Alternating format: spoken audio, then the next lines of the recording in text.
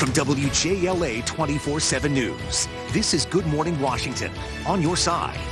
Your time right now is 8:09. Still ahead here on Good Morning Washington. An unhealthy obsession with being healthy. Yeah, we're discussing an emerging eating disorder and what to do if you or someone you know needs help. That's next. At 8:12 this morning, many of us strive to eat healthy and try and achieve our nutritional goals, but there does come a dangerous tipping point where it turns into an obsession. The extreme focus on consuming only pure food is known as orthorexia. It is an emerging eating disorder that's on the rise. And here with what you need to know, along with some resources for help, is the founder of Eating Disorder Center, Jennifer Rollin, and survivor Amanda Tarlton. Good morning to both of you. Good morning. This is something I think we don't realize that there's an actual clinical term for it. But, I am very guilty of, I follow a lot of, health and fitness bloggers on Instagram, and I see their posts, and they, make me want to try to eat healthier and want to try to work out more than I do. But there is, I guess, a line that you can cross where it becomes obsessive and dangerous. Absolutely. So this is really an emerging eating disorder that we're seeing, which is kind of like OCD meeting an eating disorder, when somebody takes this idea of healthy eating to an unhealthy, obsessive level. Where does it reach the point of unhealthy and obsessive? Sure. So when it starts to impact your quality of life, so for people with orthorexia, often their relationships start to suffer. They get really anxious about eating out. They have to bring their food to gatherings. So when it starts to impact your health and well-being, like physically and mentally. And socially. Yeah. So I think a lot of times we think of, somebody is easy to maybe diagnose or to see that they have an eating disorder because of an extreme amount of weight loss, or they start looking sickly or unhealthy. You don't necessarily have to look that way to be classified as having orthorexia, correct? Exactly. So there's this myth that you have to look stick thin or emaciated to have an eating disorder, but eating disorders impact people of all weights, all body types, all genders, all races, so they really don't discriminate. Right. Amanda, so you're in recovery now. Yes. Tell us a little bit about your story. What happened? Yeah, so my journey with orthorexia started in college, kind of as an innocent attempt to get healthier. So it started with great intentions. I was eating more fruits and vegetables, limiting what I perceived to be bad foods. And then it just really quickly spiraled into this obsession that consumed my life. I couldn't go on dates, I couldn't go out with my friends, I couldn't eat at restaurants. I even skipped Thanksgiving with my family. So really? I was so afraid of butter and carbs. And even just for a one meal, even just having, there was only going to be, Thanksgiving dinner is only one night, but even that much was too much. Yeah. It just completely took over. Did your parents then intervene? Did your family or did your friends, did anybody say to you, hey, you seem to be getting a little obsessive with this? No, because I think that's a hard part of diagnosing it, because to everyone else, they praise you for your discipline or for being healthy, and they don't really see the dark side of it, where I couldn't do those things that I used to love.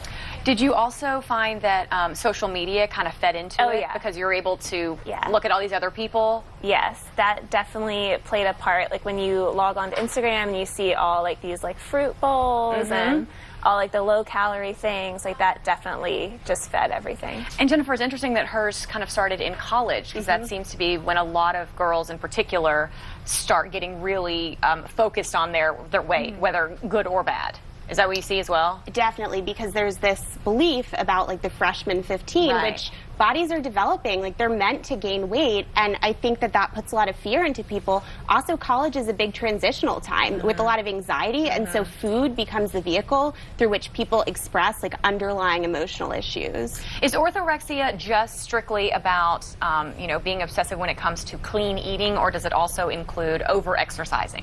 It can absolutely include over-exercising as well. And that's something else we see on social media is these people who seem to work out, they're in the gym all day long. Yeah, because it's this idea that exercise is healthy and therefore more exercise is better, and that's simply not true. I've seen so many times with clients when exercise can make them physically and mentally unwell, where they are missing family events because they're going on the treadmill, or they're anxious on vacation, where's the nearest gym? So it really impacts their well-being, and that's not helpful. So Amanda, how did you kind of make the turn to realize, one, that you were struggling with this, and two, you needed to get help? Yeah, unfortunately for mine, it developed into anorexia, so that became something that my parents did realize, and I got help. But even before then, before it became a bigger issue, I did start seeing someone because I realized I was missing out on my life completely. And what helped me really was, as cliche as it sounds, feeling the fear and doing it anyway. as scary as it was to eat those things that I was so afraid of, like just over time, like exposing myself to them over and over again really helped. I've never heard that before. Feeling the fear and doing it anyway. Is that what you said? This is like my life's motto, essentially. Okay. Feeling the fear and doing it anyway. So the fear of consuming butter or a carb. Whatever it is. Really?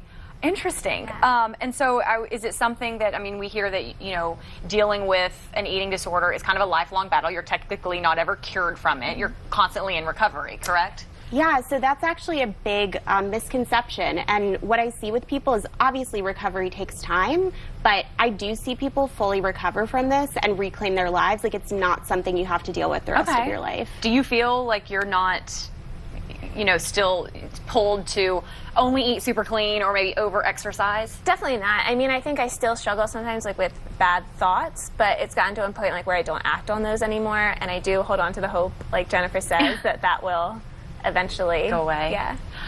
Jennifer, what do people need to know, say they suspect that maybe their family member is dealing with this or a friend? How do you intervene without making the person mad and, you know, having them essentially isolate you? Yeah, it's super hard. And the thing is, people might get mad when you intervene, but at least then you planted the seed that there's a problem. And I think it's important to express concern about the behavior and not about weight. So some people with eating disorders will lose weight, but instead of saying, oh, you've lost weight, you look so sick, that's the worst thing to say.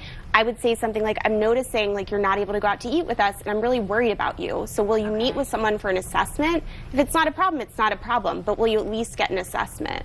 Okay, so talk about the fact that they're missing out on life. Yeah. It's similar to what Amanda went through. Do you see a lot of people who have orthorexia that it does turn into a full-fledged eating disorder of some kind? Absolutely. In orthorexia, there's a lot of crossover, right, between the eating disorders, but it can be a full-fledged eating disorder. Like, I see people in my practice who come to me where their obsession with healthful eating has destroyed their physical health, and they're depressed, isolated, and unhappy. Yeah, all right. Great information. Thank you so much for sharing your story. And great to see that you're doing so well and healthy today.